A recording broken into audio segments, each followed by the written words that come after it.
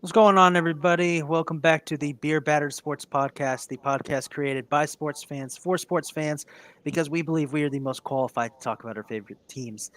I'm your co-host Isaac, And Kylie. And I'm 40.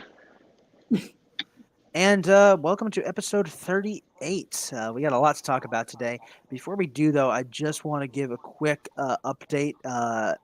If you're watching this live, this does not apply if you're listening afterwards. But if you're watching this live, if my camera suddenly goes off and I mute myself, I'm currently battling a bad bout of food poisoning, and I prefer to not subject you people to that. So we'll see what happens. But yeah, with that out of the way, that little gross disclaimer out of the way, uh, yeah, let's get into today's episode.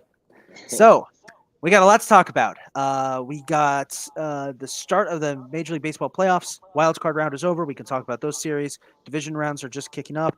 We have some drama in the NBA as their season nears. Start of the NHL season, and of course our Week 5 review, which we have multiple rants lined up. Uh, Yes. many rants, but I think we have only one place to start. It has, and that has to do with a certain New York team. Yeah. So, the Mets. uh, Hmm. Collapse like uh, never where, before. where do Calvin, I you're the Mets fan. Go ahead, lay it to us. where do I start? Um, Came out and played bad baseball, man. That first night, you got Max Scherzer on the mound. You got to come out and play better, Max Scherzer. Yeah, it's funny because you've been talking about it all year, Isaac. Are we going to see the collapse? Are we going to see the collapse? They didn't look like they were going to show us the collapse, and finally they collapsed. But yeah, coming out game one, like I said, you got Scherzer on the mound, and it was set up perfectly. We got Scherzer on the mound game one, DeGrom on the mound game two. We're supposed to get him out of there. 1-2. Let's go. Next round.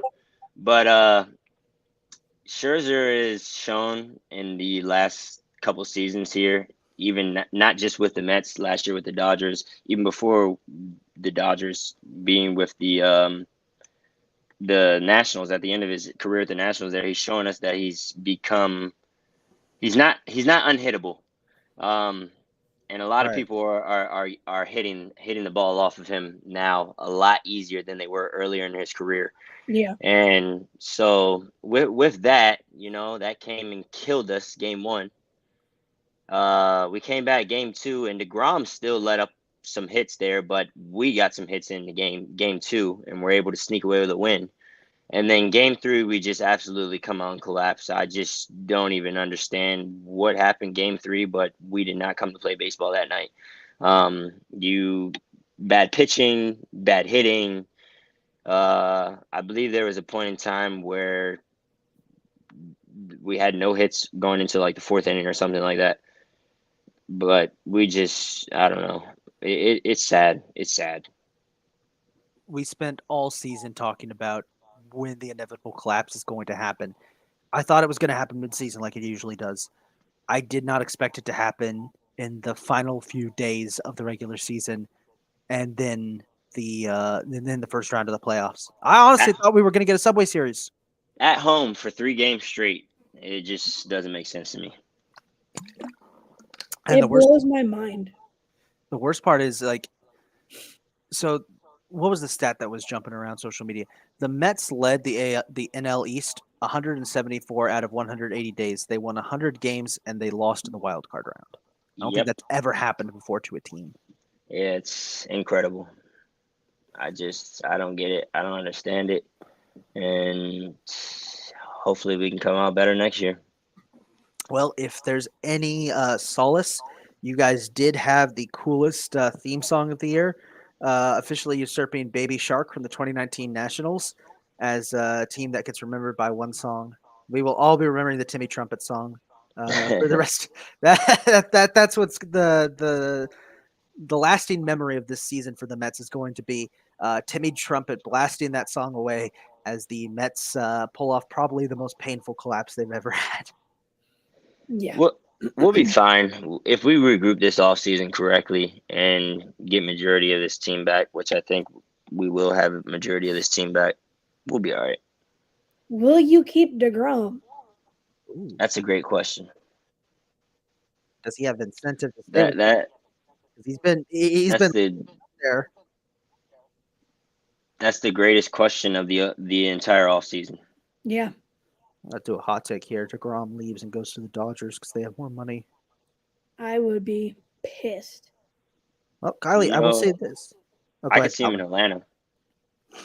If he goes to Atlanta, I swear to God, I stopped watching baseball. Yeah. I would hate to see. I was about to say I would hate to see what Mets fans would think if their ace and probably one of the best pitchers they've ever had, ends up going to the team that ruined it all for them. I don't even blame the Padres. The Padres just looked better. I honestly, if you're gonna blame anybody, blame the Mets and blame the Braves for suddenly getting their act together. Speaking of the Yeah. Braves, we all thought we were going to get Braves Cardinals for the division series. Classic showdown between two NL You powerhouses. thought. I didn't think that was what it was going to be, but I was convinced that we might see that. We didn't, because of Kylie's team. So, Kylie, you want to give us your thoughts on the wild card round? Kylie, before you get into that, can I just say one thing? Maybe. Before we started the playoffs, I told you, Isaac, I saw the Cardinals collapse 2 nights in a row against the Pirates. You did. I was not putting any faith or anything in the Cardinals. I knew the Phillies would beat those guys. But go ahead, Kylie. He's not wrong. Nah. So Check the tape. So when we played the Cardinals this season in the regular season, we won the season series. We played damn well against them.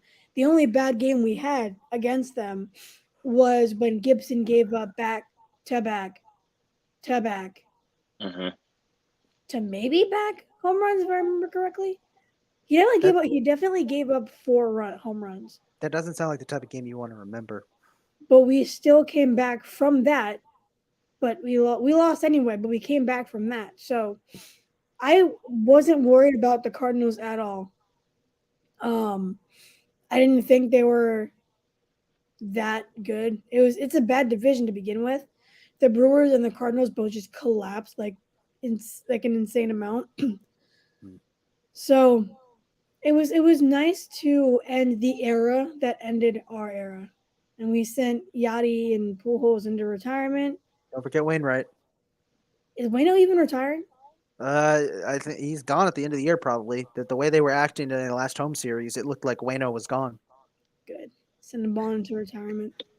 I thought the Cardinals would show up with a little more fight. I thought this one would go to 3 just because I thought the Cardinals, knowing it's the last year for their 3 superstars, the centerpieces, the cornerstones. I'm using all the buzzwords now. The Yes, main sir. pieces. Yeah, Red October. Good to see you, Mike. Thanks for tuning in. I thought the Cardinals would, use the momentum of this is the last year for Albert. This is the last year for Yachty. This is the last year for Waino. They would use that momentum and at least take one game. I thought the Phillies were going to win because the Phillies team's been playing possessed over the last month. I didn't think they would get swept, and I didn't think that we would see that collapse in game 1, which, interestingly enough, wasn't the worst collapse of the wild card round. We'll get into that in a second. Well, like I told you guys, I had already told you, I saw those guys collapse against the Pirates 2 nights in a row when I put my money on them. There was no way I was betting against the Phillies in that. But with that being said, though, the Phillies, they escaped the Cardinals. But the performance you guys put on yesterday, it was great in the first half. But you guys almost let those guys come back and beat you in the 9th inning, which we've seen several times this year from the Phillies. They let teams come back in the 9th inning and come back and beat them. So you guys escaped with the win yesterday, and if you play in the second half, if you play any games how you played in the second half yesterday of that ball game, there's no way you're coming out of this series with the Braves. No. Nah, that was rough. I remember being at work, finishing up work, having the game on, Me and the intern that I work with, he's a Braves fan. We're watching. I have to go do stuff. I come back from the bathroom. He's like, "Yeah, I'm leaving. This is over." I go out, get my hair cut, come home, start to make dinner. Happen to turn on the score, and they're like, "What the hell happened?" Wasn't it Kylie? Isn't it Schwarber who made a ridiculous save that saved the game? Castellanos I get them confused. Castellanos or did this. Castellanos, if you ask anybody that's not intelligent. I get to the Phillies, man. I'm saying this. The Phillies, honestly, remember They turned when it around. Yeah, remember all the way back in March, Kylie, when we were talking about our season preview for Major League Baseball. What did I say the World Series matchup was going to be? Phillies, Blue Jays. No, I said Phillies, Yankees, but No, yeah, you said Phillies, Blue Jays. did I say Blue Jays? I might have I- said Blue Jays. You said Blue Jays. I said Phillies, Yankees. All right, we're reaching now, guys. Okay. Like, yeah, okay, they escaped the Cardinals, but we're reaching now. They still we got the Dodgers, we got the Braves. You know, the Yeah, Dodgers are I'm red not saying hot. we're going to the World Series. The Dodgers have Definitely. been red hot for 7 months. Yeah, the Yeah. Dodgers. They didn't let that up in Game 1 of the division series either. They Nope. were just toying with San Diego. They didn't even blow them out. They just built up a 5-0 lead and then just allowed San Diego to get a few runs back. And then we're like, oh, he almost had it. He Yeah. almost had it. Got to be quicker than that. But they Hey. can do that. The Phillies can't do things like that. Giving up 7, they're up 7-1 or 7-3, whatever it was, and letting up 3 runs. They can't do things like that because the Braves could have won that game. Yes, absolutely. The Dodgers, I trust the Dodgers enough to even have let the Padres get to 5-4, and the Dodgers still would have won that game. I'm going to get a quick food poisoning sucks from the chat because, that last wave of pain really. What were we talking about? Phillies, right? Anyway, I mentioned earlier about the Cardinals choke in Game 1. That, interestingly enough, wasn't the worst choke of the first round of the playoffs. That's what the Blue Jays did. The Blue Jays pulled off the baseball equivalent of 28-3 Yeah. when they what did they? It was they blew an 8-1 lead. Yep. Against the Mariners. Yep. How do you? Did I put Mariners money line in the Discord that day? I have no idea. I don't I don't know. know. But All I'm gonna say is, hey, for the Seattle Mariners, their first playoff appearance in over 20 years, and they win their first 2 games and win a series. It's their first series win since they beat the then Cleveland Indians in the 2001 ALDS. That's ridiculous. The thing is, too, they came out red hot yesterday, too. If they don't did. give that bomb up in the 9th inning yesterday, they're 3-0 in the playoffs right now. Yeah. Kylie, you probably saw my tweet about that. No? The God I hate the Astros tweet? Because I hate the Astros. I just want to reiterate to anyone listening, I hate the Houston Astros. I hate them with a burning passion. And watching them come back against the Mariners in Game 1 just reiterated to me how much I hate the Houston Astros. I cannot stand that.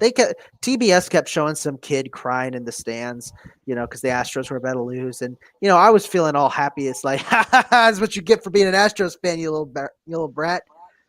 And of course, then Yordan hits that hit that walk off, and they go back to the kid, and he's now crying tears of joy, and I'm just sitting here like, ugh.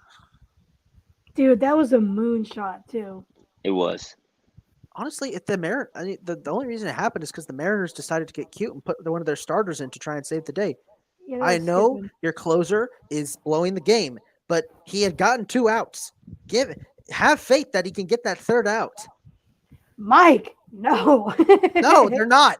Because are they fun to watch? They are. They would be fun to watch. Yeah, he does have a great point there. No, They're fun. they're not fun to watch, and here's Yes, why. they are. Ever since the cheating scandal, I can't watch an Astros game without thinking, oh, maybe they're cheating again. Maybe they found some new way. It's like, it's just. So do you really think that they're cheating still when they are the biggest team that has cheated besides the Yankees. So you think they're not going to be under this gigantic microscope? Oh Well, no, I think they're under a microscope. I'm just like what I'm saying from a pure visual standpoint.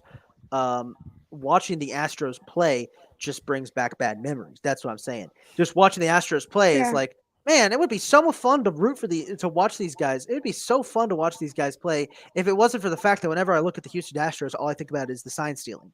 That's what I'm saying. And I get it. Other teams have cheated in the past. I know that. I know we're going to get into the argument, but but I this was gonna say though, even with being under the microscope, they can still beat around that. Look at New England. They had Yeah.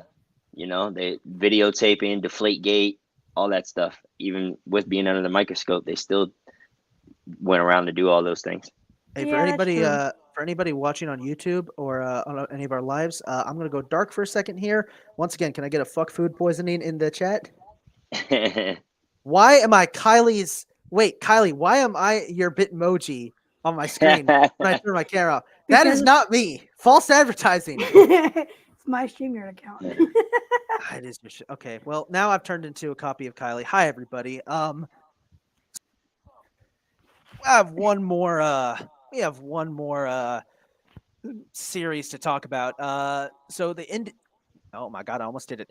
The Guardians took care of business against the Rays in a 15-inning game. Which 15 inning shutout game. That was incredible. Mike, I don't know what's going on. Mike, what's going on is that I am battling food poisoning right now, and I prefer to not have my camera on while I'm dealing with it. All right, I'm trying to be decent here. I want to continue to do the podcast, but a man's got to take care of himself. Okay, so for now, we're just going to, yeah, that's what we're gonna say. But yeah, no. Shout out to was it Oscar Gonzalez? Shout out to Oscar Gonzalez. Oh yeah, laugh it up, laugh it up. Shout out to Oscar Gonzalez, who out of all the songs to choose as his walk-up song, chooses the SpongeBob SquarePants theme. Are we Wow. good? Yeah, Are you- imagine your season ending by I'm some crying real serious. Straight up. Yeah, Mike- no, I Kylie, don't know. to continue your thought, Kylie, yeah, I It's can't funny that it's imagine my having my Bitmoji. season end while listening to Are You Ready, Kids? Aye, aye, Captain, being Yeah, blared that's how through a your stadium. season ends. If I'm the Rays, I feel so humiliated. Yeah, absolutely. Yeah. But hey, don't worry, Rays fans. The Guardians will not get much further because they have to go up against the Yankees in Game 2. And let me just, the division series. Let me just say, after Game 1, I know one of the big talking points this season surrounding the Yankees was that, oh, Aaron Judge is carrying the team. Well, Aaron Judge had a bit of a rough game, but guess what? The rest of the team stepped up.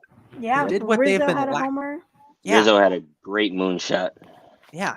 This last couple of months, it really has felt like all the focus has been on Aaron Judge, and that's a shame because the Yankees have some incredible players that haven't really been getting their due because Aaron Judge has been stealing the spotlight, and rightfully so. But at the same time, it's frustrating because no one else seems to pay attention to the fact that the New York Yankees are stacked and they can play when they play as a team like they did against the Guardians last night. They're unstoppable, nigh unstoppable. Yeah, they are definitely. Not a lot of people like the Yankees aside from Yankees fans, but I actually do like the Yankees. Respect. We share a common interest. Hating Calvin's team. I don't hate the Mets. I think they're. I have sympathy for them. Sympathy. Yeah, like it what was it? The other day, this clip was going viral on TikTok. It was a clip from an old episode of Family Guy where I think Stewie set up a cutaway or something by saying, Yep. "You're like, ugh, I bet this is what it's like to be a Mets fan." And it cuts to him sitting with a Mets cap on at Citi Field, and some announcer over the PA system goes, "And there's the first pitch. There's a crack of a bat, and the season's over." And Stewie just takes the cap and chucks it across the stadium. Like, yeah, that's Yeah. what being a Mets fan is, apparently. That's real life. I still can't get over that. That's my Bitmoji. Yeah, you do you even like wine? Not really. And why do you drinking wine? And Because they don't have a one of a mixed drink. I don't know. whatever. Before we move out of baseball, let's quickly give our predictions for the Division League series. I think Kylie, you actually posted these on our social media pages. By the way, if you have not followed yet, follow us on Facebook, YouTube, Twitter, Instagram, and Twitch at BB Sports Pod. Underscore pod. Get it Underscore right. pod. Hey, don't make Get me your come over there. podcast name right. See, I Damn have more power when I'm not on camera. I have less fear when I'm not on camera.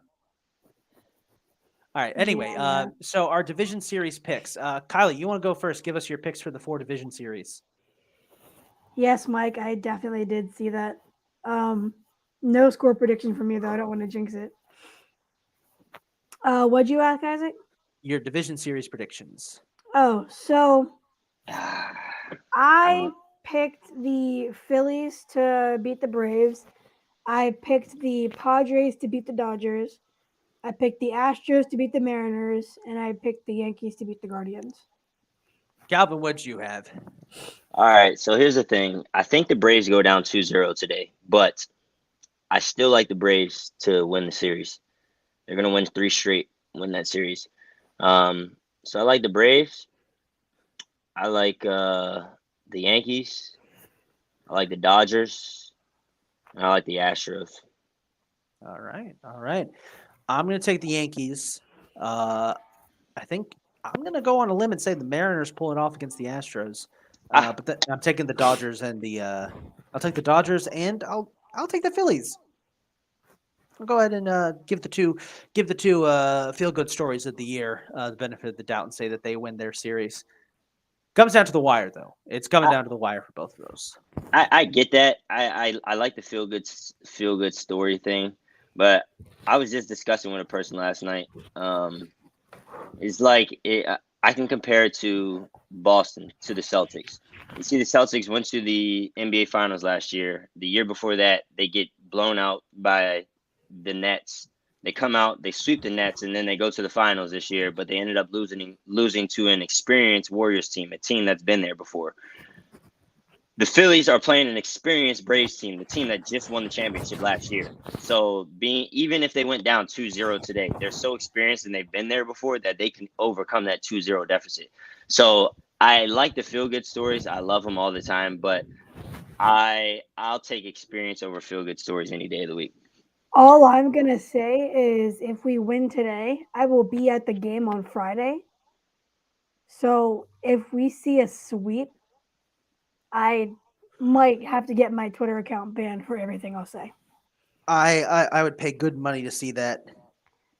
Yeah, I would not hold back. The Mets blowing the division 10.5 games up, sweeping the Braves to get to the NLCS, The and I was Nationals being at the shit. game. Like, Not to mention that the Nationals are shit and the Marlins didn't make the playoffs. No way. We're looking at toxic levels of Kylie right now. yeah, they're literally gonna have to suspend all of my Twitter accounts. And you have like There's- 3 or 4, right? I have a lot of them. There's no way that happens. There's no way. And I'm back. Good. Sorry about that. But we're back now. Just in time to wrap up baseball. Nice. So, let's see. What do we want to discuss next? Because we could do NBA. We've got just a few things to talk about NBA, but I think this one probably, Kylie, you have something about the NBA you really want to talk about, right? Yes. I know you do. Show the video. Yes. This is by far my favorite video I have ever seen. And it just makes me laugh my ass off because it's not my problem anymore. Just watch. OVO for well, we come out when it gets dark. Good stepper, he came. So Hey Ben, was that intentional or? that video is going more viral than him missing throwing a fish in the water. What? He did that too? Yeah, in the NBA bubble, he was fishing with Tobias Harris and a couple others, and He went to throw the fish back in the water, but he missed the water and the fish hit the deck. Hey, Ben Simmons airball is the #1 trending thing when you look him up on Google. Oh yeah, Ben Simmons is a joke. He's just robbed the NBA, is what it is. He has so much money, and I think I think he's probably dribbled the ball more times than he's played basketball games. Yeah, I mean, He's look a at it joke. look at it this way. The dude's stat. If we're gonna flame Ben Simmons, here's the stats. Dude is averaging is .923 from the paint, but is averaging .000 from 3-point range, and .500 from free throw range. Dude is averaging 13.5 points per game on the career, 6 assists per game, 6 rebounds per game, and 1.5 steals per game. That's not good. Those are not stats you really want to have. I remember people trying to tell me that he was the next LeBron. Ah, he wishes. yeah, man. What was his stat line from his first game with the Nets? It was 6 points, 5 assists, and 4 rebounds. And 6 turnovers. That's unfortunate. Hey, look, the NBA season is coming around the corner. We're going to be doing a season preview next week. Technically, the season will start before then, but at the end, we have so much to talk about today. We weren't really going to get into it, but we're going to be doing a much deeper dive into the NBA next week. All I'm going to say is that clowning on Ben Simmons has to become a new segment of this show. We could just introduce it. And now for the clowning on Ben Simmons hour, and we just find some embarrassing highlight. Nah. He That's could too he much. could he could fix this if he was just good. I don't think he's gonna fix it though. He's not. If you listen to when he went on JJ Redick's podcast, you can tell he has no interest in working on it. He said, I do so many other things like pass the ball. That's about it. He can defend 1 through 5. But when you're a liability in the playoffs, there's nothing else we can do. I beg to differ on that 1 through 5. The reason I say that is because you put Ben Simmons on Steph Curry right now, Steph Curry's gonna fry Ben Simmons. Oh yeah. Ben's played well against Curry. Right now, maybe not. Pull the tape up. I need to see it with my own 2 eyes. Yeah. I don't believe this. Come on, we gotta see that.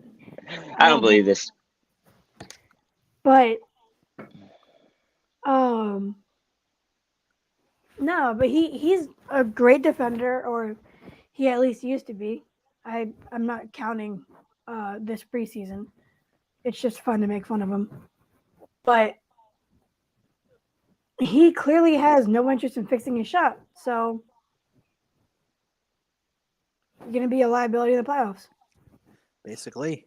Because If they even make easy. the playoffs. Exactly. And it's really easy to guard Ben. Like, all you have to do is have somebody strong guard the paint. He'll miss, go to the free throw line, make max 1.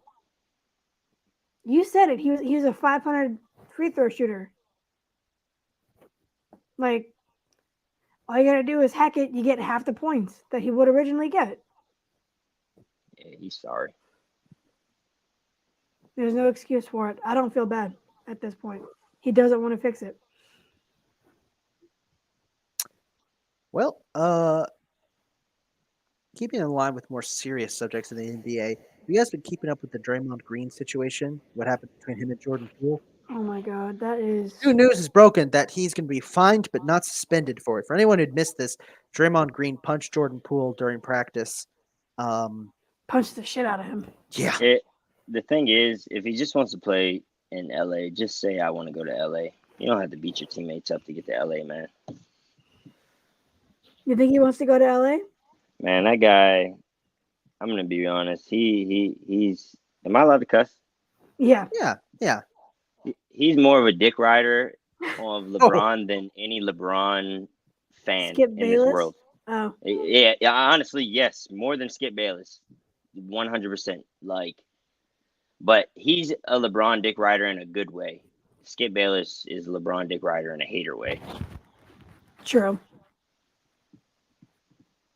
But yeah, he wants to get to LA. He wants to play with LeBron so bad. And the thing is, he's already won 4 championships. So him and LeBron already have the same amount anyway. It's it's not like he doesn't have championships and stuff like that. He just wants to end his career with his friend, man. That's all. Yeah. I respect it. All I'm gonna say is this. This whole situation kind of has reminded me of you guys know the whole story about Michael Irvin and the Cowboys linebacker? No. So let me just pull this up to make sure I get this right. Okay, so this was back, I believe, 1996. In 1996, Michael Irvin walked into the team barbershop for the Cowboys because, of course, the Cowboys have their own private barbershop, and got into an altercation because rookie linebacker Everett McIver was sitting in his seat, and Irvin was like, "Get out of my seat, rookie!" And McIver, kind of started running his mouth. Which, come on, don't do that. And then Michael proceeded to grab a pair of scissors and stab him in the neck. What? You didn't know about this? Oh wow, y'all didn't know it. Yeah, he got away with it. Basically, I think he only got fined. So it's not entirely comparable because in one case it's punching somebody, in the other case it's attempting murder. But I don't know why. I was kind of reminded of the situation, and it's like, at what point do we discipline teammate on teammate actions like this? Well, Because it's just giving me bad flashbacks. here's the name for the episode: Beer Battered Attempted Murder. I thought we agreed on beer battered food poisoning. That's a great question, though, Isaac, because I feel like organizations like the NFL, NBA, things like that, they just feel like their teammates. It'll, either their coaches, one of their coaches are going to trade them, or they'll get over it, their teammates. I feel like that's how the leagues look at it. Yeah. Shit. You okay, Kylie? Yeah.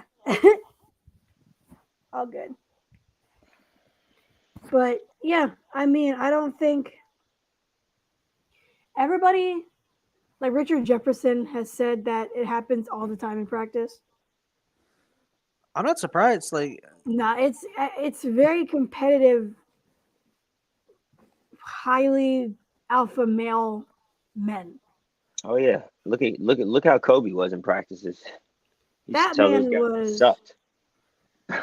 Thank God I wasn't that dude's teammate. but I feel like there's a difference between getting hyper competitive in practice, trying to perfect everything, jarring at each other with words. I think there's a big Punching the difference shit between out of that somebody. and actually physically attacking each other. That's where I think you have to say, maybe we shouldn't consider this just one of the elements of practice and look at this as more of just a team chemistry issue. Well, I can't really say that because Kobe has said things to his teammates so much that they got enough fistfights and altercations. He punched Shaq. Yeah, and they still won a championship. And Yeah. look at Michael Jordan and Steve Kerr. They still won a championship. Yeah. Even after their altercation and Mike punching Steve Kerr in the face or whatever happened there. Yeah, it was something like that.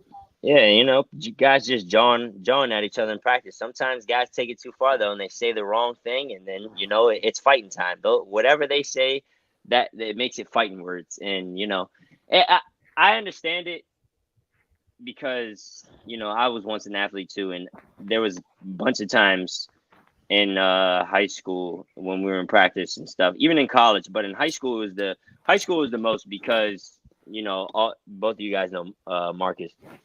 Yeah. Marcus, he was one of the top athletes in the county, stuff like that.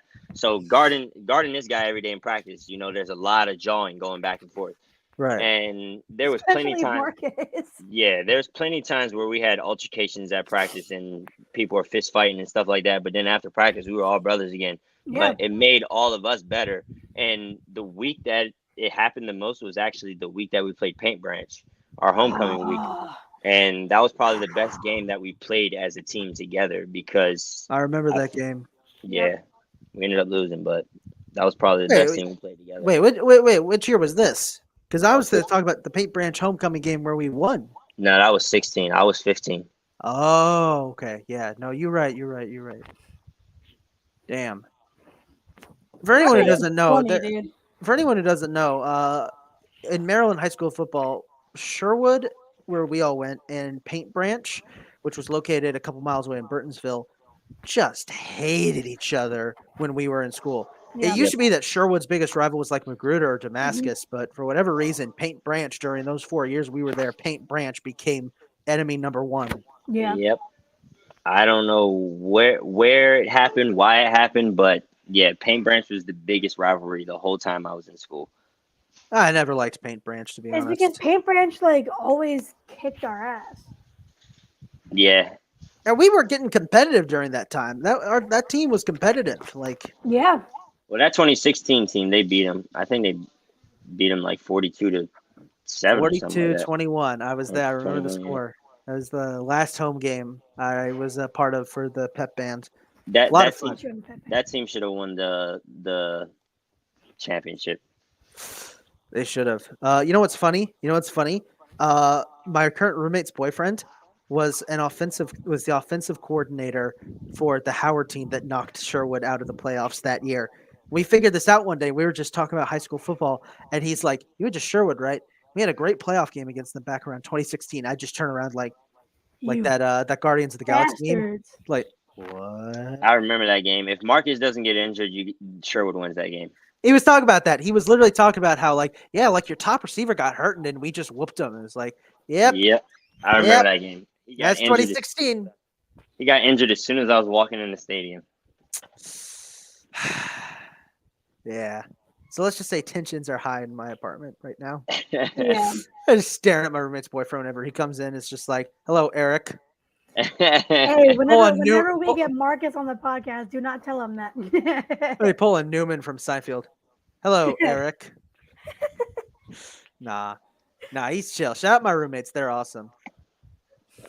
Damn, dude, Marcus was a stud in high school. He was. Yeah, he was. We should start a podcast that's just us talking about old high school sports. Because I have vivid memories of going to a lot of basketball games at Sherwood my senior year. Because that's when I started to get in the NBA for the first time.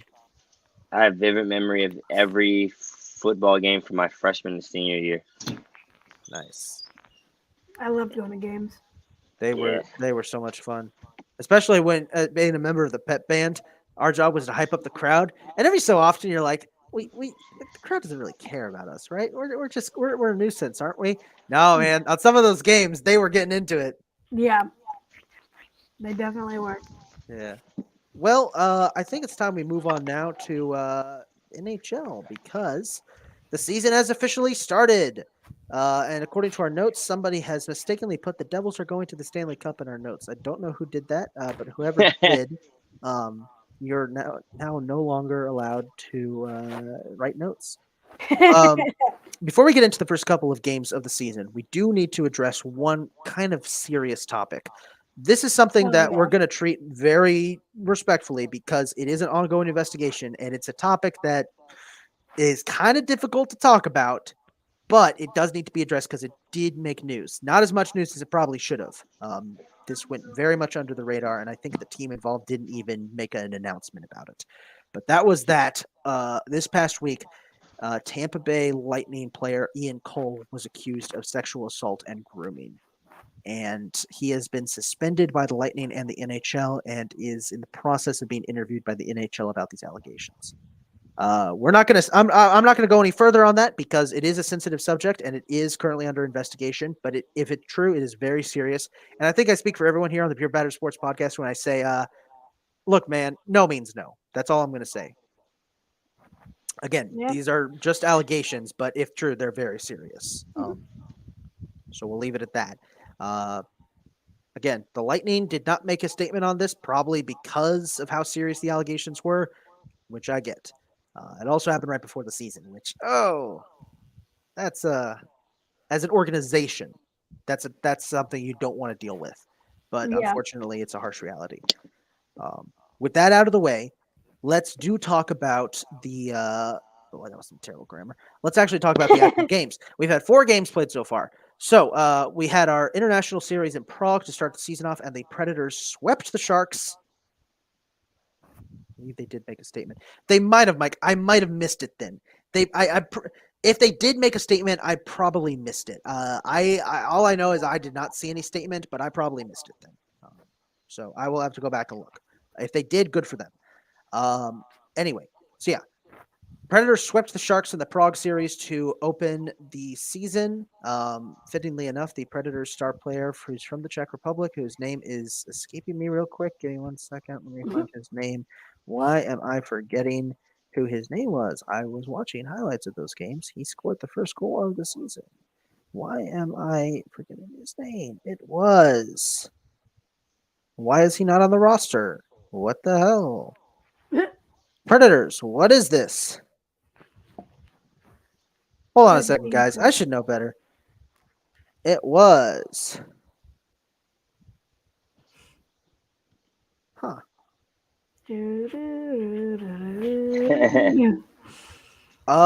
Interesting. Okay. Well, give me 1 sec, guys. Well, I look up to see who that was because I feel so embarrassed about that. I will mention the other 2 games that started off the season. So last night, the Rangers got revenge for their Eastern Conference Finals loss by beating the Lightning, and we're going to leave that one at there. I would rather not talk about that. And also, the Golden Knights stole victory from the jaws of defeat, beating the Kings 4-3 in a big comeback win. Here it is. It was NHL Global Series. It was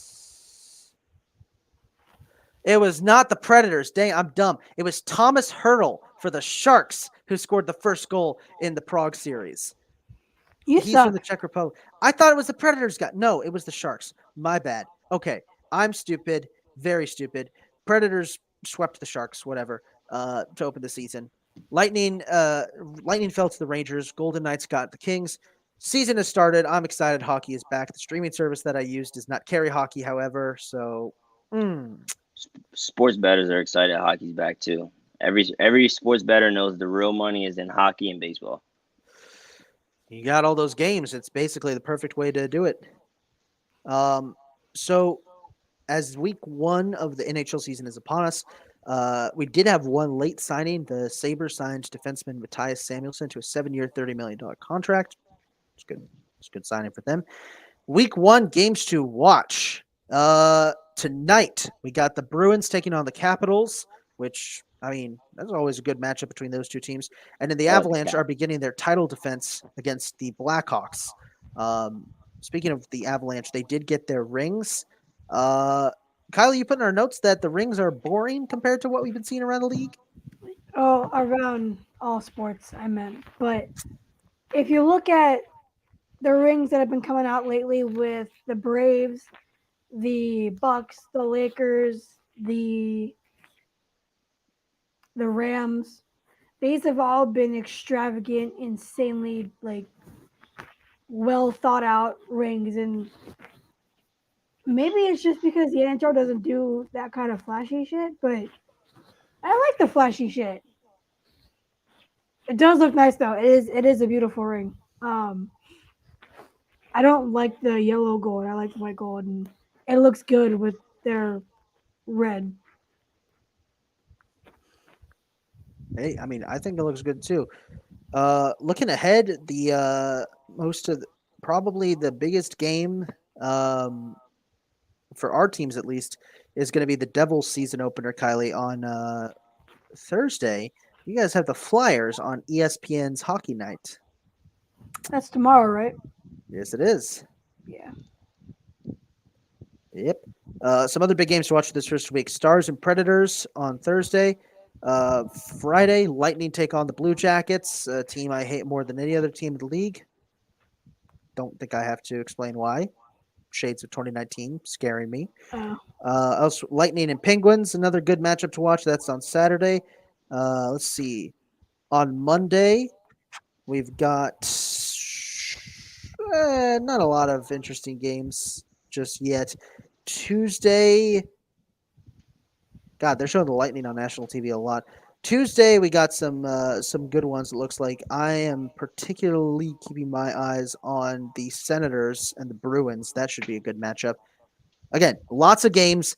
The first week of hockey is going to be pretty hyped, and as always, like what we have done with baseball, we'll be providing like stat updates and standings throughout the season. You know what's funny? Being a Devils fan, What is But- funny? but an overall Philly fan, is Devils fans are typically Giants fans, and so it's kind of like and they're also usually, and they're obviously also either Mets or Yankees fans. Most of the time, it all depends because where you are in New Jersey. New Jersey's weird. You have so many options for teams. If you're like on the Pennsylvania border, you got Philly teams. If it all depends on where you are. But it's weird because Devils fans, 98% of them always shit on Philadelphia teams because Philly. So it's just like I'm out of place. Hey, I don't know. I still am not entirely sure why you're a Devils fan. Because I was told I can't be when I was a kid by my parents. Well, that makes sense. Apparently, that's the story. Yeah, then. Well, I'll take that. That's a pretty good story, I guess. So yeah, hockey is officially upon us, and I am going to be hyped once Stream East adds hockey back as soon as baseball wraps up. So, Just use Dofu. Dofu? Yeah. Yeah, it's an app. Dofu Sports. All right. It's a Didn't great know app. about that. All right, we'll take a look at that. Thanks, guys. Well, with hockey finished up, let's move over to football, where we have, as always, plenty to talk about. And we're going to start off with our official goober of the week, and that is Davante Adams. Come up and take a bow, Davante Adams, for not handling losing a game in the best way. Well, I saw a new angle today, Yeah, I did too. and the angle that I saw today was like, I feel like all three of us would have had the same reaction. Like it was like, as soon as he just looked up, it was like the guy was there. You know, it was like all one motion. It wasn't like, I don't think he intentionally pushed that guy. I think it was more like, you know, one of those situations where you look up and something's right there, but usually you step back and you put your hands out, you're like, whoa. For whatever reason, I feel like it was that situation, but for whatever reason, he didn't step back with it. His force just kept going forward. But you could see that he wanted to step back because after he pushed the guy, you'd see him just stop there for a second, like, whoa. And I think it was just the eyesight kind of thing. Like Yeah. he was walking with his head down, and as soon as he looked up, the guy was just right there. Hmm. I mean, I get it. I get pissed off at losses too. I get it, but I don't know. He definitely should have handled it better, though. Yeah. Looking at it from the other perspective and the other side, he definitely should have handled it better. Yeah. It Yeah. was just not a good situation for anybody involved. This is now the second lawsuit brought against an NFL player for making contact with somebody not on the field. Well, on the field, but not supposed to be on the field. The first one was Bobby Wagner of the Rams. He's getting sued for tackling that streaker at the or is it protester at the Rams 49ers Monday night game. Oh yeah. Well, that one I think is bullshit because Yeah. that guy shouldn't have been on the field. No. And that the camera guy or whoever it was that got pushed by Adams, is taking this and running with it. He is actually I think he's going to sue or something, Mm. press charges, something like that. Yeah, well, it's because he'll see a payday that he's never seen before. Exactly. You know, you're an NFL camera guy, but Sorry, guys. Keep the conversation going. Just food poisoning things. Just funny seeing the emoji. I gotta fix that. But yeah, I definitely saw the new angle and I thought the same thing. But I don't know. We'll see. I have not seen the new angle yet. I do need to try and find it. Where You gotta where you got? Twitter. Twitter? I also understand his frustration because he should have just stayed in Green Bay, honestly. Yeah. Yeah, I mean the Raiders are better than their record. They legit look like a good team that's just been trapped in a shitty situation where Yeah. they have a coach that's not that good and also happen to be just dropping games that they should be winning. Like, to be honest, if it wasn't for Travis Kelce, Chiefs are probably losing that game. Travis Kelce was the Chiefs' offense. Yeah, he went off. Like, Kind of. Yeah, four touchdowns. That's ridiculous. But like what, 25 yards? Yes. 7 catches, 25 yards, 4 touchdowns. I mean, it's something. It is something. You know Now- what's also something? What? The Eagles-Cardinals game. Oh my God. Okay. The Eagles got their first really, really big test of the season and they passed it. I'm impressed. They kind of passed it. Look at this. Look how it ended. These are the final 3 plays of the game. Look how it ended. I'm watching. Murray is going to run them into position. Sliding. Let's check that spot if it's at a first down. If they give him that when he gave himself up, and they're going to mark it a little bit short, so you spike it. Now you have to kick. Wow. I don't know why you spike in that situation. And he needed to be more aware. If you're going to slide, you've got to get the first down in that situation. You have to get the slide, but you absolutely have to understand that if you don't get the first down there, you can't spike it because it does force you to kick. But he could have run forward another half yard. It's up there. It's out there. Unreal. And it's no good in the direction he had trouble with before the game. The thing that's going to stand out the most to me of that clip, other than the incompetence of Kyler Murray in that situation, is that the Eagles fans travel. That stadium was going crazy, and they're in Arizona. Yeah, And it's a my aunt was at blackout that game. It's a blackout game in Arizona. Cardinals fans love that. Yeah, my aunt was at that game. I'm glad we're talking about the Eagles, though, because, like I said, I was having a debate last night with an Eagles fan. He was basically telling me that the Eagles are going to the Super Bowl this year. And I told him he needs to relax. And the reason he needs to relax is because there's teams like San Francisco. You think those guys are going to go to the NFC Championship again and lose and not go to the Super Bowl if they have another chance to go to the NFC Championship? No way. Right. You know, it comes back to what I was talking about with the experience thing. And yeah, the Eagles they may even make it all the way to the NFC Championship. But if they play a team like San Francisco in the NFC Championship, there's no way San Fran loses this game. They're looking at it like, I was just in this situation last year. We lost to the Rams. We should have been in the Super Bowl. No way we lose it this year. The Eagles, next year, next year you guys will probably be my number one team to win the Super Bowl.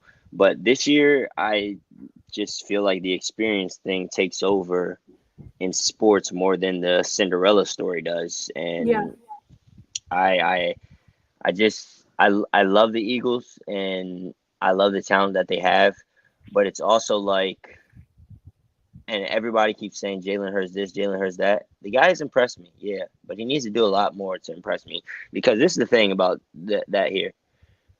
This Eagles fan tried to compare Jalen Hurts to Lamar Jackson, and I said, you need to relax. Now you're just reaching, because this is the difference between Jalen Hurts and Lamar Jackson. Lamar Jackson has nobody. You can't name me one receiver that has a name as big as Jalen Hurts receivers. So, he goes out and beats a division rival without his number one receiver again. Rashad Bateman did not play on Monday night or Sunday night. So, if he's doing that without any receivers. Imagine if a Lamar Jackson had an AJ Brown and a Devontae Smith on his team. Oh, be unstoppable. If Mhm. Jalen Hurts loses AJ Brown and Devontae Smith, that would be the equivalent to the receivers Lamar Jackson has right now, because he has no Rashad Bateman. He has literally, I can't even tell you who his starting receivers are. I really don't know. Devin Duvernay and somebody else. Hey, No. Devin Duvernay is balling though. Other than Mark Andrews, there's really nobody on that team for receiving core. So if Jalen Hurts were to lose AJ Brown and Devontae Smith, it'd be the equivalent to Lamar Jackson's team. And at that point, I don't see Jalen Hurts doing anything at all. So that's the thing too. I was telling this Eagles fan, what if somebody gets injured? What if this happens? What if that happens? You guys will not be the same team. So I love what you guys are doing right now, but I hope that you guys, stay humble, because if not, there's going to be a team that you guys should beat that's going to blow you out of the water, and everybody around the NFL is going to be like, what the fuck just happened? Mhm. But it's because you guys are going to play down to somebody's level, caliber. Somebody might get injured, this, that, and the third. But, yeah, I like the Eagles, but I'm not too sold on you guys yet. I'm not going to lie to you. I agree. I love my team. I like what they're doing. I love what I've seen. I obviously want to see more, of course. I'm not saying Super Bowl. I'm saying division win, but probably at this point a playoff win if everything keeps going. And this is the thing. You guys could make it to the Super Bowl, but you guys have a lot of things to fix if you guys do want to make it to the Super Bowl this year. Yeah. There's no reason that the Detroit Lions should have put 35 points on you guys. I don't care who they have. Hmm. We just saw what the Patriots did with their third string quarterback to those guys. There's no reason the Lions should put up 35 against you guys. There's no reason Jacksonville should have been beating the shit out of you guys like they were in that first half of that game. And even, last week, the Cardinals have been playing very, very, very, very bad football this year. And I've seen a lot of teams put up a lot of points on those guys. And there's no reason that you guys should have only put up 20 points on those guys, because I think the Panthers themselves put up 20 points against those guys, and the Panthers are playing terrible football. So there's a lot of things that you guys need to fix. But, Yeah. I do like what you guys are doing as a team right now. I think, Calvin, you're hitting it on the head. Like, the Eagles, despite being the only undefeated team left in the NFL, are ranked number 2 by the NFL in their power rankings this week, below the Bills, who do have a loss. I think that speaks a lot about the faith in the Eagles. It's like they're kind of, again, you said it perfectly. Without his top receivers, Jalen Hurts, we don't know what's going to happen. So, exactly. And God forbid nothing happens to those top receivers, but if even one of those guys goes down, his whole ball game changes. Kylie, It would change for any quarterback. I don't know. Some quarterbacks can make something out of nothing. That guy Lamar is just he's been doing it for 5 years now. I've seen him do it consistently for 5 years with no receivers, no top receivers at all. And I'll tell you what about Lamar. He and the Ravens, Sunday night was a Justin Tucker showcase. They the Ravens got to figure out their defense real quick, because they have been okay. They did look good against the Bengals. To be fair, though, the Bengals don't really have an offensive line. Remember, I think so. I was sick Sunday. I was super high on cough medicine, watching the game with my roommates, and my roommates are Ravens fans. So I kind of all slurred, be like, guys, watch this. Watch this. Burrow's going to drop back, take 3 steps back, and get immediately sacked by Patrick Queen. Watch. It's going to happen. And, of course, it happened. I leap off the couch all high on cough syrup, yelling, what did I say? What did I say? So, yeah, the Ravens – but anyway, story aside, the Ravens' defense is looking better, but they still have some issues. They shouldn't be letting teams get back into these games. They should have been able to put away the Bengals Sunday night, and they didn't. They made that game way closer than it should have been. And if I'm a Ravens fan, I'm looking at that win as like, okay, thank God for Justin Tucker, because if we don't have him, I don't know if we're above 500 leading the division. And this is the thing too. If his defense shows up, Lamar Jackson's 5-0 right now, and we have 2 undefeated teams in the NFL. Yeah. Because he was up 35-14, against the Dolphins. Yeah. Defense lets those guys come back. He was up 21-3 against the Bills. Defense lets those guys come back. Yeah. Yeah, he threw 2 interceptions in the red zone that could have put the game away. But there was no reason for the defense to even let up that many points in the second half for those guys to be able to make that a ball game. Yeah. Because if they don't come out and score the way they're scoring, that ball game is played a lot different, and he's not even throwing the ball; he's running the ball, and the game's over. So, I don't know. I still like the Ravens to win the Super Bowl right now. They're still my. I trust Lamar. I trust Lamar. Yeah, Lamar's probably my favorite quarterback in the NFL right now. I really like watching him play. He's a great person as well, so he's easy to root for. Yeah. So, I mean, and you can tell that his team trusts him, and that's why they gave him the contract they gave him, but he didn't want that because he knows what he's worth, he says. But you can tell his team trusts him because there was plenty of times where he shooed off Justin Tucker and John Harbaugh and saying, we're going for it. mm-hmm. Like, yeah, it's 4th down, but we're going for it. And so his team trusts him. So that's a great thing as well to have as a quarterback. Did you guys hear the Giants punter is still in London? I did Yes. not. What is that? What is this buffoonery? He has So- passport problems or something. Yeah, he's not originally from the States. I forget what country he is from. He's but from he came- Scotland, right? Yes, Scotland. There you go. No wonder And- he's stuck in London. He moved to the States as a teenager, and it's a different kind of visa, so he's having issues there in London. That is hilarious. Hey, the Giants though. Giants look good. They do. I'm impressed. Giants look good. They do. Suddenly, have the Giants figured it out? Daniel Jones still isn't like the best quarterback ever, but the dude's playing conservatively and it's working. And Saquon- with a healthy Saquon, you changes the ball game a lot. Saquon Barkley is. I mean, if Saquon goes on a tear, honestly, I would not be surprised if he gets some clicks for MVP the way he's playing right now. Speaking of MVP caliber players, Austin Eckler. I know he's not the first person you think of, but these last 2 weeks he's kind of made a statement that he's really good. Yep. Just ridiculous. He came out quiet the first 2 weeks, and I don't think he scored the first 2 weeks at all. He didn't. But the last 2 weeks he's just been going off. Yeah, so I think he looked in the mirror and had a talk with himself or something. So this is something. This next topic is something that I do want to talk about. I'm keeping my camera off, by the way, because I've discovered that the best way to combat food poisoning is to lay on my belly. Hey man, whatever helps. Look, I'm struggling right now, but this podcast comes first, so I want to get through this podcast. But once again, let me get a fuck food poisoning in the chat.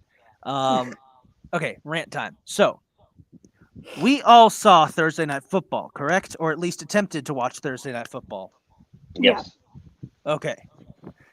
We all saw what was the product on the field. We all saw Al Michaels and Kirk Herbstreit desperately trying to make Thursday night's game interesting. We all saw how bad Russell Wilson looks. We all saw how bad the Colts look. We all saw Broncos fans leaving the stadium before overtime because even they couldn't take it anymore. We all saw this. I was curious. After the debacle of one of the worst football games I have ever seen, which, by the way, should get Nathaniel Hackett fired at this point. Like, it is just atrocious. I was curious. What's the rest of the Thursday Night Football schedule look like? So I looked it up. There are only 3 games on the calendar for Thursday Night Football. 3 left of the season between teams with winning records. Every other game is between teams that are either in the basement or are rebuilding. Like, take next week's game, Chicago and Washington. Yeah, if you're a Washington fan, no offense, Calvin. I mean, it's a game you're going to watch, but I don't think anyone is going to be tuning in after last week because Thursday Night Football has been permanently tainted by that game. And I'm looking at the schedule, I'm thinking, okay, either one or two things happened here. Either the NFL decided to backstab Jeff Bezos and Amazon and just give them all the shitty games, or Amazon specifically picked bad games because there's no way that the scheduling should have worked like this. There's no way that we should be subjected to these horrible matchups every year. This has always been a thing with Thursday Night Football. It has always been just terrible decisions. The last couple of years, they finally started putting some good teams on Thursday Night Football. And you know what? It worked. It was great. There have been some great games. But also, they've consistently been putting terrible teams on Thursday Night Football.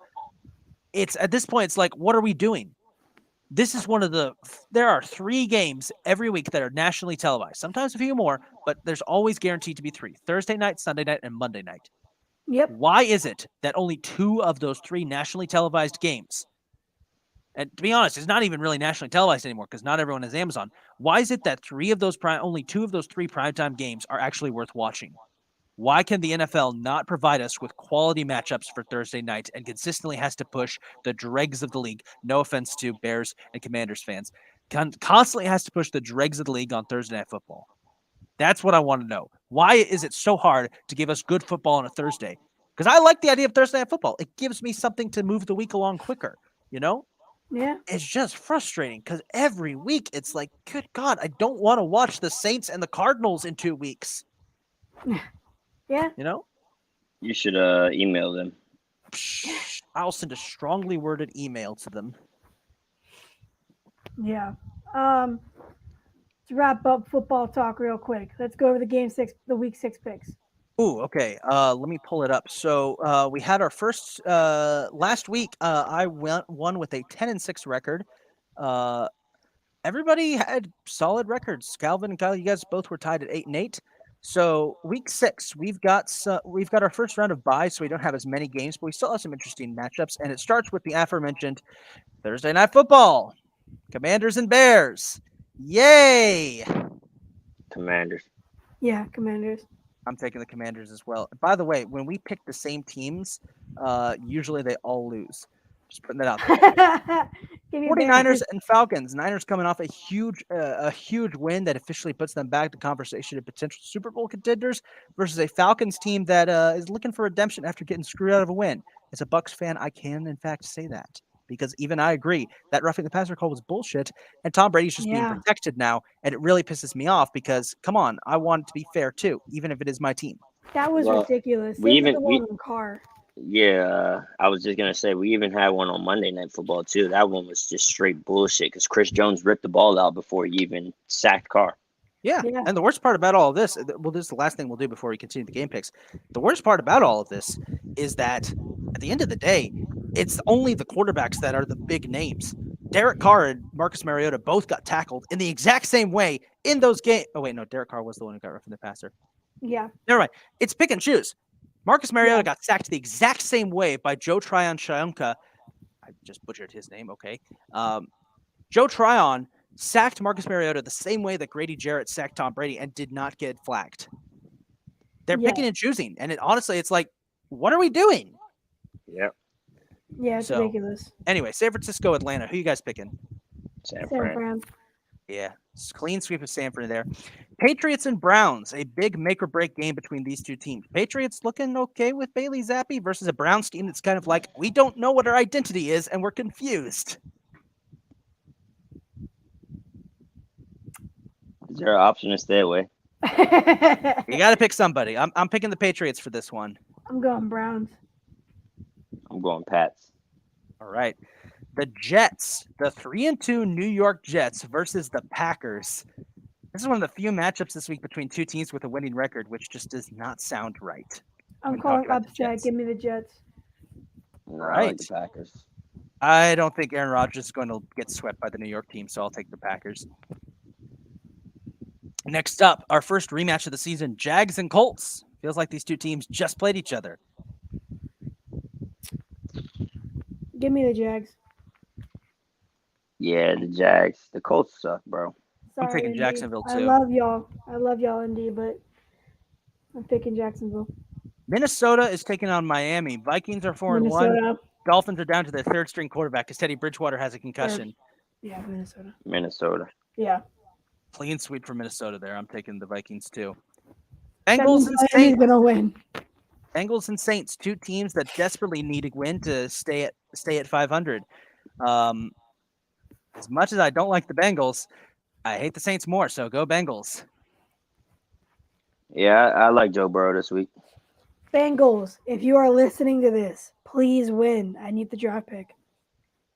The Ravens versus the Giants, probably one of the more interesting matchups this week. Who would have expected these two teams to have winning records playing each other? I'm going to take Ravens to win. I don't need to say my pick. You know what I'm picking. Same. Clean sweep for Baltimore. I trust Ma. Buccaneers taking on the Steelers. Pittsburgh, by the way, in danger of possibly having their first losing record since 2003, which would break the all-time stretch in the NFL. They have not had a losing record since 2003, but they're not getting against Tampa Bay. Bucks. Tampa. Give me Bucks. Panthers and the Rams. Carolina fired Matt Rule after 3 extremely disappointing seasons, taking on a Rams team that desperately needs to win because their Super Bowl hangover is in full effect. Who you guys taking? I got the Rams. Give me the Panthers. Ooh, okay. I'm going to try and turn my camera back on here. See, okay, there we go. I had to switch locations. I'm back. I'm taking the Rams too. Cardinals and Seahawks, NFC West showdown here. I'm taking Seattle to upset this one. Seattle. Geno Smith's been playing great. Yeah. Geno has been playing extravagant. But I like Kyler Murray. All right. The big game of the week, the rematch we've all been waiting for. Buffalo and Kansas City, the rematch of the other greatest game ever played. Give me Buffalo. Josh Allen's hungry. I mean, KC, Patrick Mahomes is him.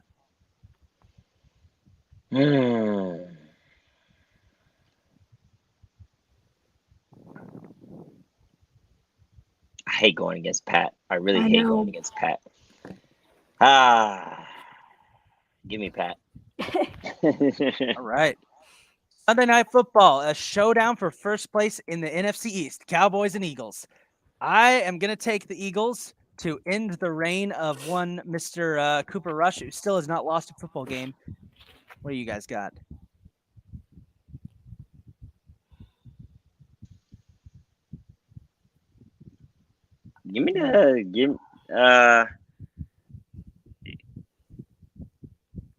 Jesus, I don't know, man. Division game. This can go either way. This one's in Philly. That means Cowboys will probably have those stupid blue jerseys on. I like Philly. Philly? Okay. Ellie, up to you. Yeah, give me Philly. Final game, Monday Night Football. Broncos Chargers. Chargers. I'm just permanently, whenever the Broncos show up on the list, I'm just permanently gonna just groan. Yeah, I know.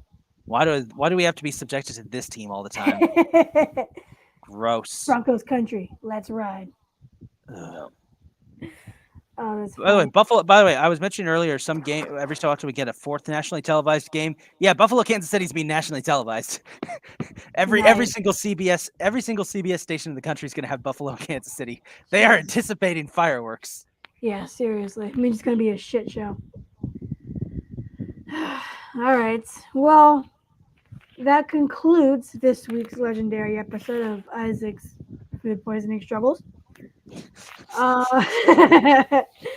Tune in next week for hopefully not more of that, but more I hope fun I'm better by chaos. then. I hope I'm God, better. I hope so. It shouldn't last that long.